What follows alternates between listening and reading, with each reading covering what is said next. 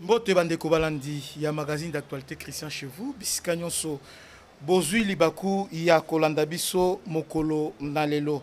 Merci ndenge bozo partager ba vidéo na biso, merci ndenge bozo aimer. Merci na bandeko nyonso aux États-Unis, bandeko France, bandeko Belgique pour ba commentaire na bino.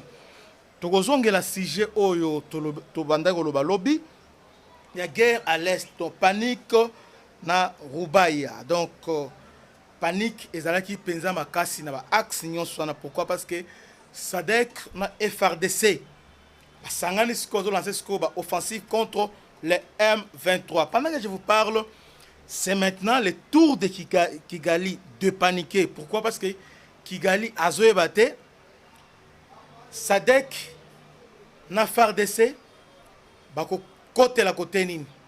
On nous apprend que hier lorsque article en public lobby que lobby a une opération SADC na FARDC. Lobby a une opération spéciale il y a FARDC pour stopper avancer il y a M23 au va déborder côté Minova bakende Uvira à niveau site Kivu. Alors on les a stoppés et puis ba récupérer quelques cités oh déjà mais jusqu'à Ngungu on a déjà récupéré mais jusqu'à présent Rubaya reste entre les mains. Il y a M23. Et parlons de Rubaya. Parlons de Rubaya. Oui, cette guerre, elle est économique. Toujours le bango.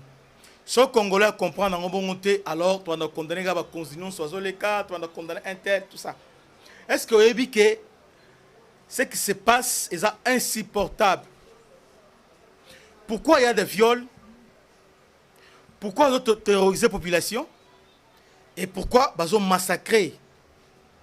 Un objectif, il y a Kigali, la communauté internationale, va délocaliser la population est. C'est-à-dire, autochtones, aux alentours, il y a des zones minières, telles que Namassis, côté Rubaya,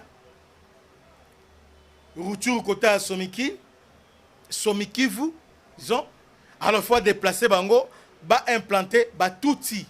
Rwandais na côté wana parce que l'objectif de la nini banda exploiter à toute impunité ba minerai non seulement exploiter mais avec objectif à la longue ba senga autodétermination ba récupérer bamboka wana.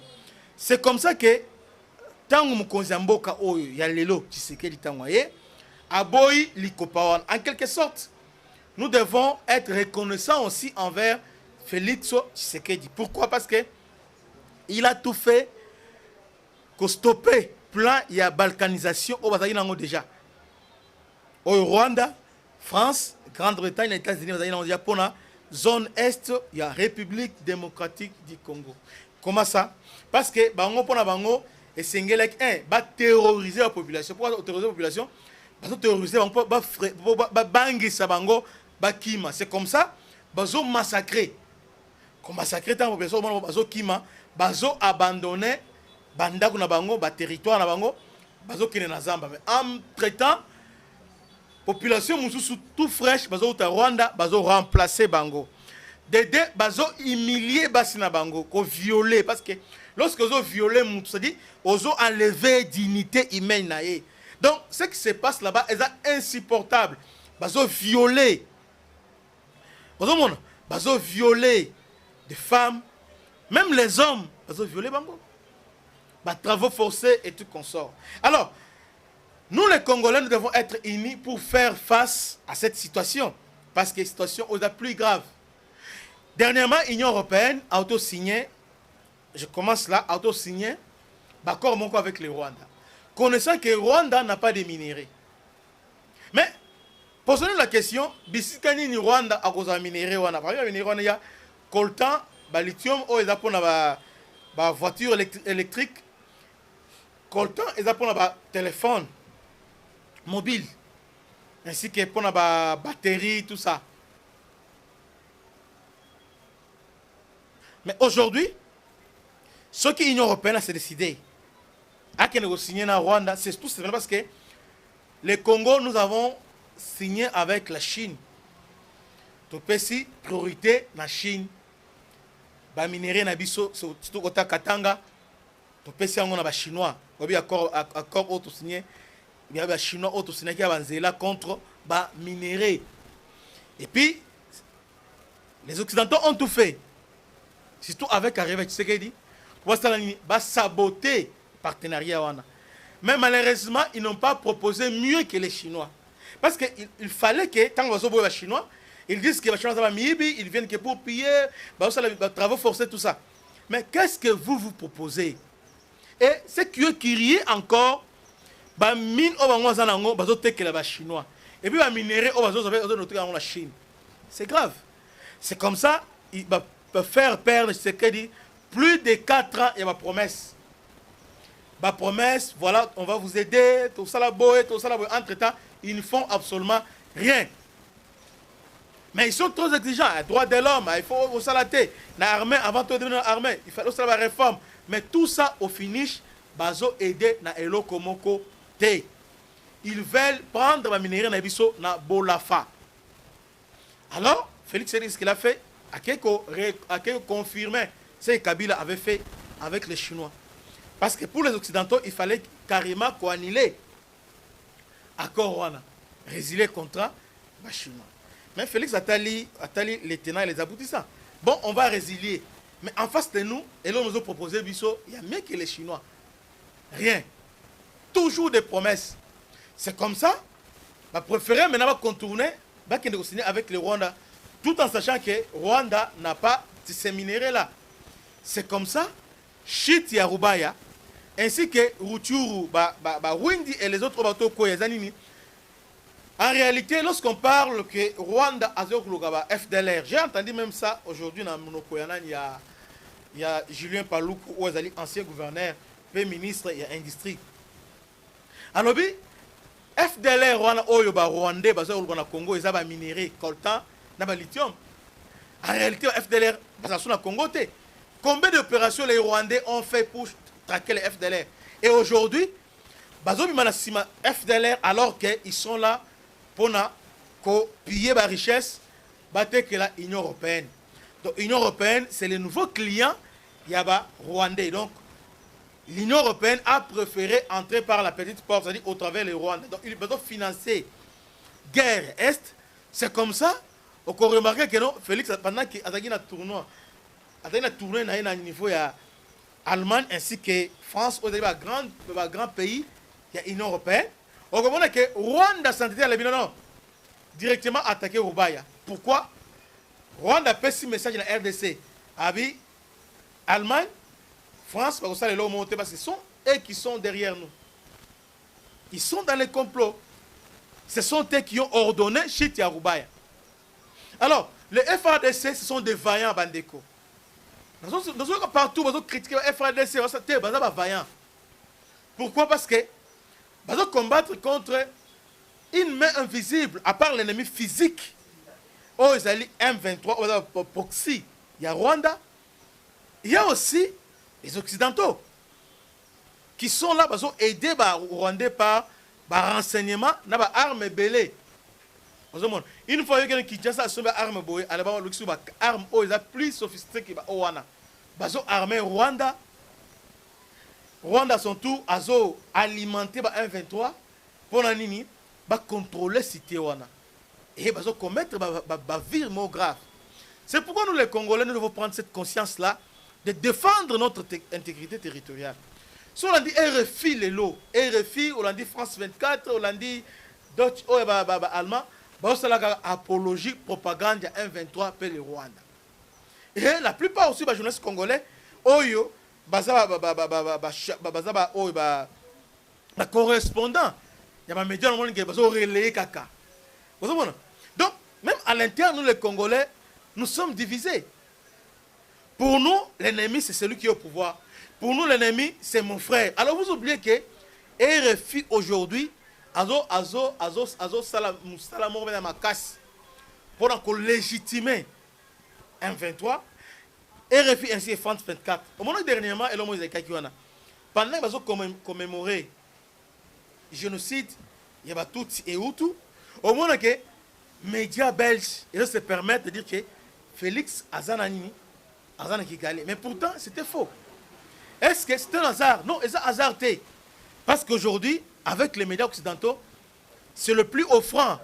C'est-à-dire aujourd'hui, comme c'est l'Union européenne qui finance la guerre, alors ce sont des basos manipulés nous au travers de nos émotions. Vous savez que pour les Congolais, c'est le tribalisme. Pour les Congolais, c'est la haine. Pour les Congolais, il faut haïr. Alors solution, c'est quoi? Solution, il faut se tourner vers Nanga. Voilà. Il joue maintenant l'émotion pour nous diviser. Et pour tout couronner, c'est le cardinal qui vient pour dire que non, ceux qui partent rejoindre Nanga, c'est la raison pourquoi, parce qu'ils n'ont pas droit au chapitre, c'est-à-dire à participer à un gâteau national. Alors, c'est pourquoi je dis et je le répète, si nous voulons que ça cesse, nous les Congolais, nous devons être solidaires envers nos frères il y a Est. Nous devons parler langage moko. Si aujourd'hui, Rwanda dans Makassi, Tilelo, ce n'est pas parce qu'il a une armée forte. Non. Ce n'est pas parce qu'il soutient. Non, non. C'est tout simplement parce que nous, les Congolais, nous sommes naïfs et nous sommes divisés. Tolinganité. Et Rwanda doit profiter de la faiblesse, ainsi que Naba Mindele, bazo divisé. Entre-temps, Rwanda, sur le terrain, a progressé. Mais nous sommes là que pour s'entretuer. À Omoni, à Salibo, à Ibi, oui, c'est vrai. Mais nous sommes plus focalisés na Koinana, à même un ennemi à Congolais. Mais on peut soutenir pourquoi? Parce qu'ils ne parlent pas le même langage na pouvoir. Bandeko, ce pays nous appartient. Mboka Oyango Ezokende. Minéraux aux chaque jour et aux la garaté. Les autres ont moto, baota na bakasai. Diamant à un certain moment, diamant est là qui pensa à gogo. Qui pouvait koloba devant baluba avec les diamants? Hein? Tout le monde va nous connaître batikapa et consort. Très bien, très bien. Les gens qui travaillent à la Miba, qui toko. Maintenant, il a besoin d'un kin amaté. Mais aujourd'hui, qu'est-ce qui s'est passé? Parce que le robinet est fermé. Et maintenant, il y a l'exode. Et plus tard aussi, nous les Congolais. Tellement que, tous les Kanisa qui ont été et si la capé. C'est pourquoi c'est le moment que, totalement, to défendre Mboka.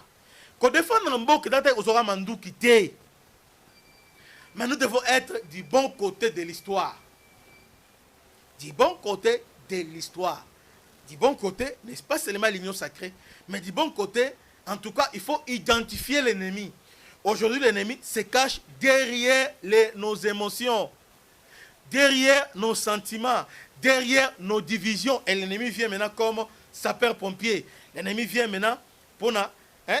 il est là comme sapeur-pompier, alors que Azoya Souskoualimé le fait. L'ennemi aujourd'hui, c'est l'Union européenne. L'ennemi aujourd'hui, c'est la Grande-Bretagne. L'ennemi aujourd'hui, c'est les États-Unis au travers le Rwanda et l'Ouganda.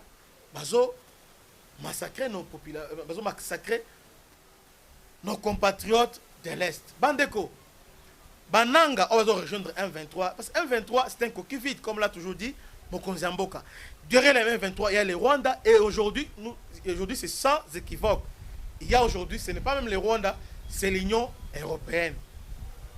C'est pour nous que Mokonzi Mboka base au courage.